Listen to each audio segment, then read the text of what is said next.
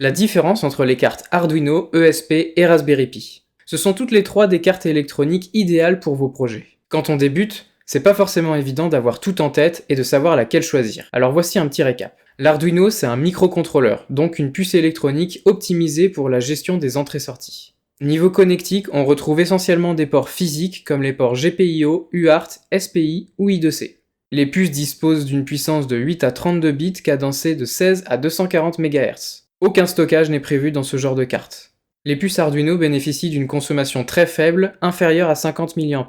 Programmables en C++, ces cartes sont idéales pour des machines simples ou de la robotique. Les ESP sont également des microcontrôleurs disposant à la fois de ports physiques comme les GPIO, mais également sans fil comme le Wi-Fi et le Bluetooth.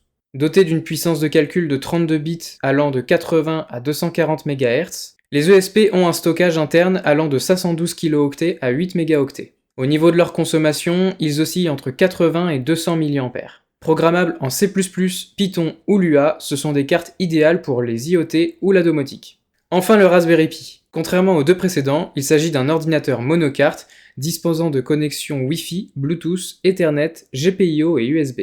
Doté d'un processeur 64 bits cadençant entre 1 et 2 GHz, le stockage se fait via une carte microSD ou une interface NVMe. La consommation de ce genre de carte est beaucoup plus élevée que les deux dernières, dépassant les 500 mA. Compatibles avec les systèmes d'exploitation Linux, les Raspberry Pi sont des cartes idéales pour faire des petits PC, du multimédia, du serveur ou de l'IA. Voilà, maintenant vous pouvez commencer vos projets en connaissant